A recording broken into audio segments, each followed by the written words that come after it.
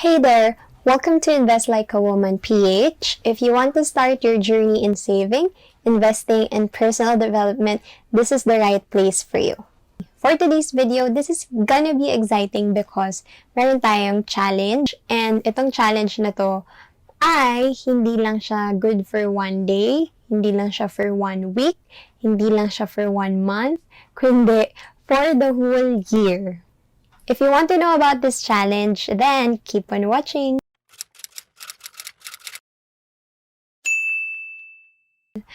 Kaya na nakikita nyo sa video title, ang challenge na meron tayo ngayon ay Ipon Challenge with CIMB Bank. Sa mga walang idea kung anong meron kay CIMB, CIMB is actually a bank in the Philippines, and they are a digital bank. They are the first digital bank in the Philippines, and they started December of 2018. And ang maganda sa CIMB Bank, pwede kang mag-create ng savings account through your GCash. We have 3 requirements para makapag-create ka ng GSave account sa GCash. Number 1 is dapat 18 years old and above. Pangalawa, dapat meron kang verified na GCash account. Pangatlo, dapat Philippine citizen. So, meron ka dapat at least 1 valid ID na nagpapatunay na taga-Philippines ka. I chose CIMB personally kasi number 1, sobrang easy mag-create ng account. All you have to do is go to the GCash app as long as verified yung account mo, and as long as you are 18 years old and above, you just need to go to the GSave icon from the app. Tapos from there, you will be prompted to fill out some forms and then your valid ID. Tapos i-verify yun ng mga taga-CIMB within certain days. Once they have approved your GSave account, pwede ka nang mag-deposit. Pwede na yung balance mo sa GCash, yun na din yung ide-deposit mo. So, if you will cash in sa GCash, pwedeng ilagay mo yun sa GSave account mo. Second reason is, mataas yung interest rate nila. So, they have 3.10% interest rate annually. That's really very high considering na savings account yung ino-offer nila. And this savings account also doesn't have any remaining balance. Third reason, liquidity. Sobrang liquid din naman ng pera mo. For me, sobrang liquid naman ng GSave account kasi there's an option for you to withdraw the money. Merong mga GCash ATMs na available sa mga malls. Apart from that, you can withdraw the money sa GCash mo, and then from GCash, you can transfer it to your ATM accounts. Number 4 personal reason is hassle-free transactions. So far, I've encountered minimal issues using the GCash app, and if I can remember, first time that I encountered an issue, it was resolved naman within 72 hours. My personal take as well, so bakit online banking instead of kesa sa piggy bank or the traditional way? I chose digital banking kasi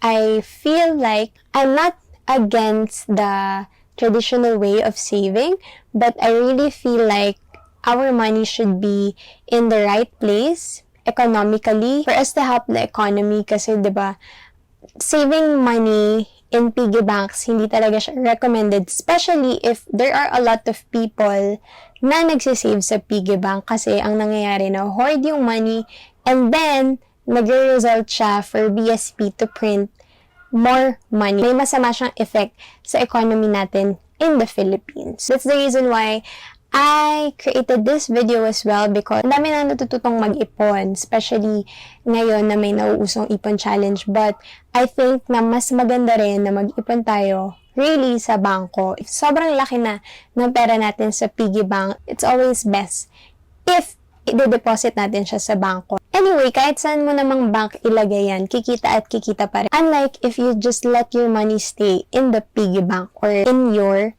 envelope or anywhere sa bahay mo. So, hindi siya nagsisirculate. Ang nangyayari lang is bumababa yung value ng pera mo. Which is isa sa mga negative side. As a financial advisor here in the Philippines, I really want to encourage as many as I can in this platform to really save properly. You notice that many Filipinos are not saving. Marami ding mga Pilipino ang walang ipon tapos gusto nang mag-invest. Remember na makakapag-invest ka lang naman talaga if you have the money that you set aside as your capital. So, saan ka ba kukuha ng capital? Especially if you're an employee. Syempre, kukuha ka sa savings mo. While there are other options for you kung saan ka pwedeng kumuha ng pangkapital, but it's really important na meron ka ding savings. Not just savings as for your capital, but really savings for your emergency fund.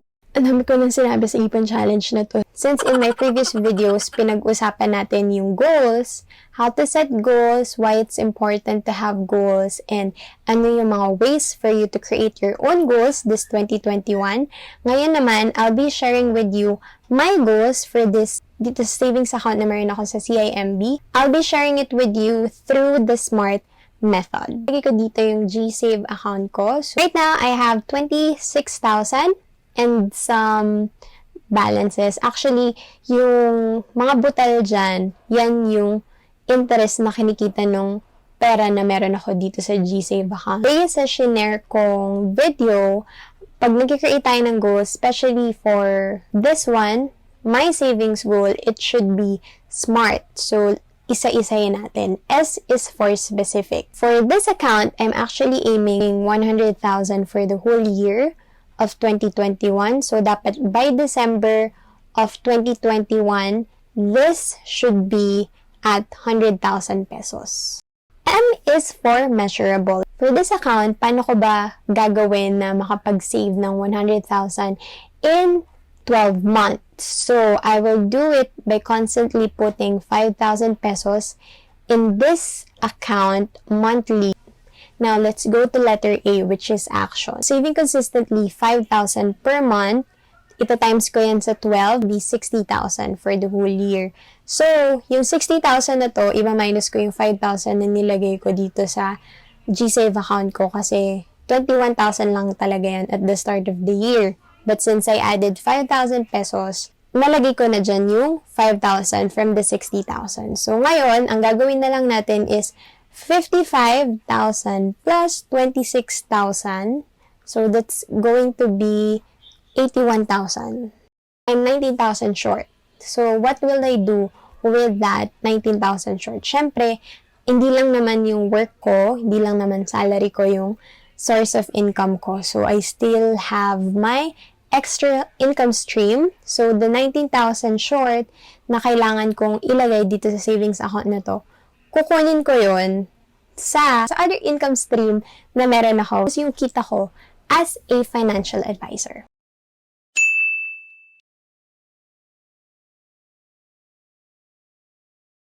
R is for realistic. So, 100,000 is realistic for me kasi kaya ko naman talaga siyang i-achieve. Hindi naman siya sobrang taas, hindi rin naman siya sobrang baba na in less than 6 months, kaya ko na agad siyang bunuin. So, it's really realistic for me. The goal that I set is realistic. So, let's see for December of this year if we'll be able to achieve this target.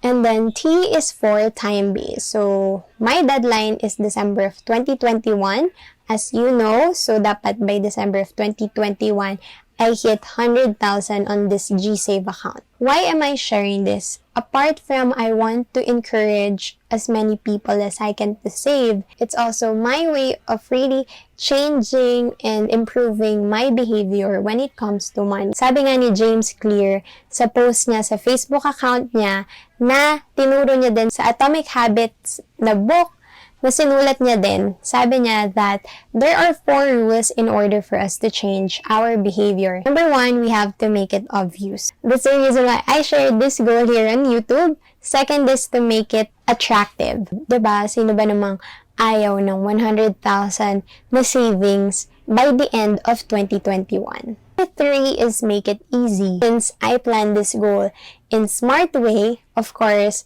I was able to come up with plans and solutions kung paano ko maa-achieve itong goal na to. Number 4 is to make it satisfying. When I reach 100,000 peso savings goal on this GSave account, I'll be able to add it up to my emergency funds or whatever I want to do with it. So, if my emergency funds are not enough by that time, syempre, ito rin yung ipangdadagdag ko. If you also want to start your savings journey, alam mo ba na mas effective yun kapag meron kang accountability partner, kapag merong community na nakatulong sa'yo, makaka-share sa'yo kung paano mo sisimulan yung goals mo.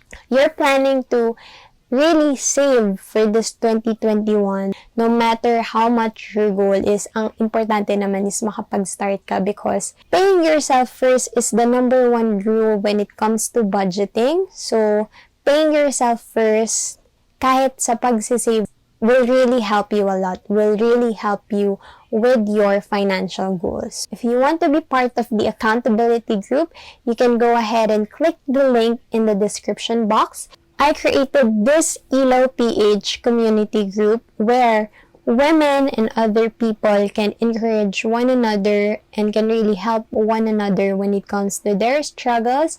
We can share experiences when it comes to our goals. It's actually something that I find really helpful in my journey because apart from this group that I created, I also have other communities where I belong to. These kind of communities really help me a lot when it comes to my personal development. If you really want to have progress, not just in your savings goal, not just in your financial goals, if you really want to have progress this 2021, I encourage you to join the Facebook community that we have.